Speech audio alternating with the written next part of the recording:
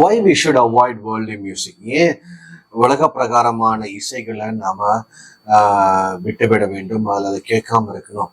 இன்னைக்கு இந்த செக்குலர் வேர்ல்ட்ல இந்த secular things has been become very normal. நிறைய காரியங்களை வந்து ஒரு கேஷுவலா சோஷியலா அவங்க செய்வதற்கு ரொம்ப ஆசைப்படுறாங்க, அட்ராக்டிவா இருக்கு. இன்னைக்கு அதுக்குள்ள எல்லா ஃபெசிலிட்டிஸ் அண்ட் கேஜெட்ஸ் எல்லாமே அவைலபிளா இருக்கு. ஏன் அதை கேட்கக்கூடாது? ஆண்டவர் ஏன் அருவருக்கிறார்? வேதத்துல பாத்தீங்கன்னா ஆல்மோஸ்ட் 5ஆம் அதிகாரம் 23வது வசனத்துல, take away from me the noise of your song. ஆண்டவர் சில சாங்ஸ் ஆண்டவர் நாய்ஸ் மாதிரி தான் பாக்குறாரு. இல்லை, எவ்வளவுதான் அது மெலடியா இருந்தாலும், எவ்வளவு கரெக்டான ஸ்கேல்ல நம்ம பாடினாலும், சில சாங்ஸை ஆண்டவர் நாய்ஸ் பார்க்கலாம். அது எந்தெந்த சாங்ஸ் நம்ம பார்க்கலாம். For I will not here the melody of your string instruments. இந்த இடத்துல சாங் இருக்கு, வேர்ல்ட்லி சாங்ஸ் இருக்கு, வேர்ல்ட்லி மியூசிக்ஸ் இருக்கு. இந்த ஒரே வசனத்துல ரெண்டுத்தையும் ஆண்டவர் சொல்றாரு. ஒரு ஆண்டவர் வந்து இந்த சாங்கை சில விதமான சாங்ஸ் ஆண்டவர் நாய்ஸ்ன்னு பாக்குறாரு. சில விதமான உலக பிரகாரமான அந்த மெலடியில நம்ம ஸ்ட்ரிங் இன்ஸ்ட்ருமெண்ட்ஸ் யூஸ் பண்ணி பிளே பண்ற மெலடிய ஆண்டவர் வந்து ஐ வில் நாட் ஹியருங்கிறார். அப்ப ஆண்டவருக்கு என்ன பிடிச்சது இருக்கு? ஓகேங்களா? as being a believer, ஆண்டவருக்கு பிடிச்ச பிள்ளைகள், we are here to worship our God. ஆண்டவரை ஆராதிப்பதற்காக தான் ஆண்டவர் நம்மளே படைச்சிருக்கிறார். ஓகேங்களா? இந்த சம்பவம் நல்லாவே தெரியும். நம்ம படைக்கிற நோக்கமே ஆராதிப்பதற்காக. அதாவது வானத்துல 3ல ஒரு சேனைகள் ஆண்டவருக்கு விரோதமாக எழும்பி தள்ளப்பட்டு அவங்க தான் பிசாசம் மாறினாங்க. பிசாசு வந்து ஒரு காலத்துல he was the worshipper, ஆண்டவரை ஆராதிப்பதற்காக இருந்தான். he knows all kind of instruments, all the kinds of scales, கரெக்டா பாடுறதுக்கு எல்லாமே தெரிஞ்சும் so he rebelled. அந்த பிளேஸை ஃபில் பண்றதுக்காக தான் ஆண்டவர் மேன்கைண்டை உண்டாக்குறார். அப்போ மேன்கைண்டும் ஆண்டவரை மகிமைப்படுத்தாத, ஆண்டவரை உயர்த்தாத, செல்ஃப் மகிமைப்படுத்துற மாதிரியோ அல்லது இந்த வேர்ல்ட்லி திங்ஸ் மகிமைப்படுத்துற மாதிரியோ, உலகத்தின் ஆசைகளோ அல்ல பிசாச மகிமைப்படுத்துற மாதிரியோ சில பாடல்கள் உண்டு. இல்லைங்களா? Most of the secular songs எல்லாம் பாத்தீங்கன்னா இட் ப்ளீசஸ் டெவில், பிசாச மகிமைப்படுத்துற மாதிரி இருக்கு, அல்ல பிசாச வர்ஷிப் பண்ற மாதிரி சாங்ஸ் எல்லாம் இருக்கு. ஸோ அது எல்லாமே ஆண்டவருடைய பார்வையில அது நாய்ஸ்ங்கிறாரு. இன்னொரு இடத்துல நீங்க பாத்தீங்கன்னா மெலடியா நம்ம எவ்வளோ அழகாக ஒரு ஸ்ட்ரிங் இன்ஸ்ட்ருமெண்ட்ஸ் யூஸ் பண்ணி அதை பிளே பண்ணாலும் லார்ட் வில் நாட் ஹியர். இல்லைங்களா? நாம் இந்த வாழ்ற நம்மளை படைச்ச நோக்கமே அவருடைய மகிமைக்காக, நம்ம வாழ்ற நோக்கமே அவருடைய மகிமைக்காக. நான் என்னுடைய சாட்டிஸ்பாக்சனுக்காக இந்த பூமியில வாழ்றதை காட்டிலும் அவரை நான் பிரியப்படுத்துற மாதிரி வாழ்வதுதான் அவருடைய சித்தம். இல்லைங்களா? அநேக நேரத்துல எனக்கு என்ன பிடிச்சிருக்குன்னு செய்யணுன்றதை காட்டிலும் தேவனுக்கு என்ன பிடிச்சிருக்கு நம்ம செய்யணும். நம்ம இன்னைக்கு எப்படி நியாயம் பாக்குறோம்னா, எல்லாரும் பண்றாங்க நானும் பண்றேங்க, எல்லாருக்கும் பிடிச்சிருக்கு எனக்கும் பிடிச்ச மாதிரி அதை நான் பண்றேன், எனக்கு பிடிச்சது நான் பண்றேங்க, அது ரெண்டுங்க தப்புங்கிறாங்க. நமக்கு பிடிச்சது நமக்கு பண்றதுக்காக நம்மளே ஆண்டவர் படிக்கல. ஆண்டவருக்கு என்ன பிடிச்சிருக்குதோ அதை நம்ம செய்வதற்காக தான் ஆண்டவர் என்னை அழைத்திருக்கிறார், என்னை உருவாக்கி வைத்திருக்கிறார். ஹல்லேலூயா. அப்போ நம்ம என்ன அழகாக பாடினாலும் அல்லது என்ன அழகாக மியூசிக்ஸ் நம்ம பிளே பண்ணாலும் ஆண்டவருடைய பார்வையில it will become a noise when it is அவரை மகிமைப்படுத்தாம, அவரை உயர்த்தாம, அவரை துதிக்காம பாடுகின்ற பாடல்கள் எல்லாமே it has become a noise for him and it has become a unhearable by him. அவர் கேட்கவே மாட்டார். அதை பார்த்து நம்ம வந்து நினைக்கிறோம் it will be pleasing. சரி, அவர் கேட்காட்டி பரவாயில்ல, நான் கேட்கலாமே. நாமளும் நல்லா ஞாபகம் வச்சுக்கோங்க, பரிசுத்தாவியானவர் வந்து தங்குற இடம் வந்து நம்மளுடைய சாயல், நம்மளுடைய சரீரத்துல வந்து தங்க விரும்புறார். இல்லைங்களா? ஆண்டவருடைய ரெசிடென்ஸ், அதாவது பரிசுத்தாவியானவருடைய ரெசிடென்ஸை நீங்களும் நானும் நம்மளுடைய சரீரமாக தான் இருக்கு.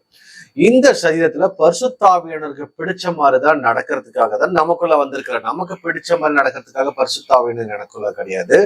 அவருக்கு பிடிச்ச மாதிரி நான் நடக்கணும், அவருக்கு பிடிச்ச மாதிரி நான் பேசணும், அவருக்கு பிடிச்ச மாதிரி நான் பார்க்கணும், அவருக்கு பிடிச்ச மாதிரி நான் கேட்கணும். இல்லைங்களா? Because God is resting inside us. நம்மளுடைய சரீரத்தை பரிசுத்தமாக வைக்கணும். நான் பார்க்கிற விதம் பரிசுத்தாவியானவரால பார்க்க முடியுமான்னு நம்ம செக் பண்ணி பார்க்கணும். நான் கேட்கிற காரியங்கள் அவருக்கு பிரியமா, ஏன்னா அவர் எனக்குள்ள அவங்க வந்து வாசம் செய்கிறார். அப்போ அவருக்கு பிடிக்காத காரியங்கள், தேவனுக்கு மகிமைப்படுத்தாத காரியங்கள் எதுவாக இருந்தாலும் அது உள்ளால போகும் பொழுது he cannot listen. இல்ல அது வந்து அவருக்கு அருவருப்பா இருக்கும், அது வந்து அவருக்கு நாய்ஸா இருக்கும். That will not bring any glory to God. அதனால நம்மளோட வாழ்க்கை நம்மளுடைய சரீரம் எமோஷனலாக போகுமே தவிர நம்மளுடைய வாழ்க்கையை ஆண்டவருக்கு ப்ளீஸ் பண்ற மாதிரி இருக்காது.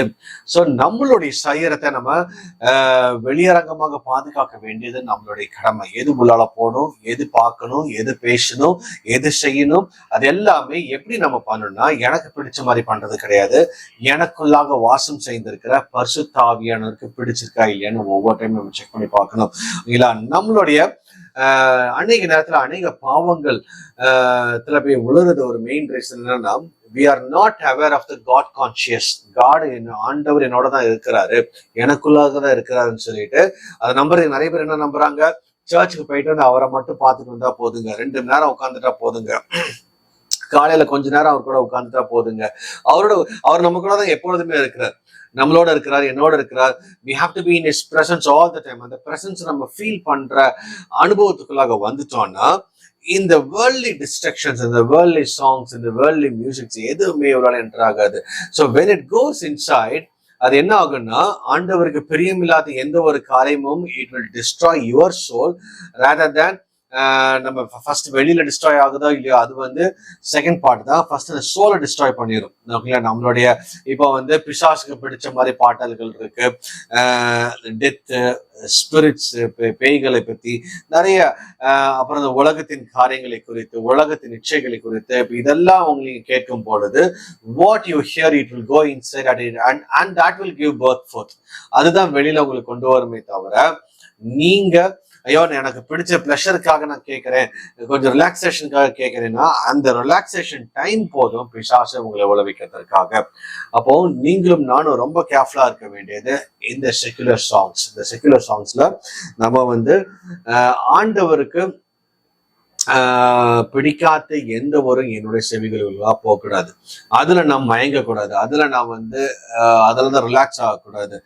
So when you want to say relax, நம்ம வேதத்துல ரொம்ப தெளிவாக ஒரு வசனம் வருத்தப்பட்டு பாரம் சுமக்கிறவர்கள் எல்லாரும் என்ன இடத்துல வாங்க, நான் உங்களுக்கு இளைப்பாறுதல். தி பெஸ்ட் ரிலாக்ஸிங் திங் வந்து நிறைய பேர் சொல்லுவாங்க, நல்ல அப்படியே ஒரு பைக் ஓட்டு ரொம்ப லாங் டிரைவ் போயிட்டு தான் ரிலாக்ஸா இருக்கும்.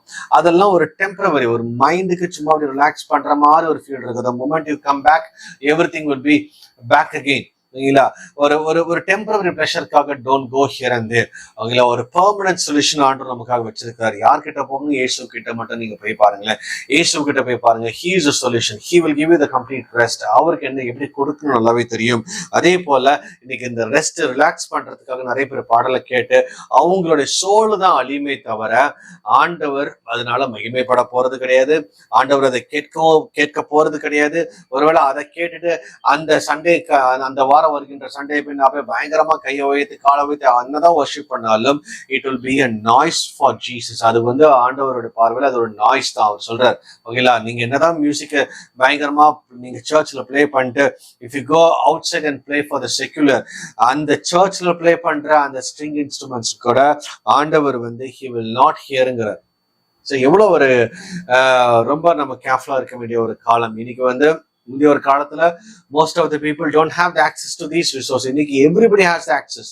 இன்னைக்கு வந்து ஒரு மியூசிக்கா இருந்தாலும் சரி எதுனாலும் they can easily adapt, they can easily grab, they can easily search and find it. முந்தைய ஒரு காலத்துல கடையில போய் தேடி பிடிச்சு வாங்கணும். இன்னைக்கு வந்து இருக்கிற இடத்துல இருந்து எல்லாமே அவைலபிளா இருக்கு. So that's why the easy for the mankind to fall. இந்த காலகட்டத்துல நீங்களும் நானும் எச்சரிப்போட இருக்கணும். ஆண்டவருக்கு பிடித்த பாடல்கள் எதுனா அவரை மகிமைப்படுத்தி அவரை ஆராதிக்கிறது. என்ன செல்ஃபுக்காக பாடுற பாடல் கூட அவருக்கு பிடிக்காது. அவரை உயர்த்துகின்ற பாடல்கள் தான் அவருடைய காதுக்கும் அவருக்கும் இனிமையா இருக்கும். அதான் அவர் கேட்பாரு. And also that will not be a noise. அது ஒரு வாய்ஸ் ஆகவே ஆண்டவர் சமூகத்துக்கு போகும். அந்த ஒரு பயத்தோட நீங்க இன்ஸ்ட்ருமெண்ட்ஸ் பிளே பண்ணும்போது தான் the Lord will hear it. So secular music or the song, it's good to avoid. ஆண்டவர் உங்களோட வந்து வாசம் செய்தாரு, அவருக்கு பிடிக்காது எனக்கும் பிடிக்காது. ஆண்டவருடைய வருகைக்கென்று ஆயத்தத்தோட அவருடைய பிரச்சனத்துல நாடி இருக்கணும், அவருடைய பலத்துல தங்கி இருக்கணும். அவருடைய சன்னிதானத்துல நீங்க போகணும்னா நமக்கு தேவை அவருக்கு பிடிச்ச வாழ்க்கையை வாழணும், அவருக்கு பிடிச்ச பலன் நம்மளுடைய வாழ்க்கையில காணப்படணும். அவருடைய தயவு நம்மளோட எப்பொழுதுமே இருக்கணும். கர்த்தர் தாமே இந்த வார்த்தைகளை ஆசீர்வதிப்பாராக. ஆமென். God bless you.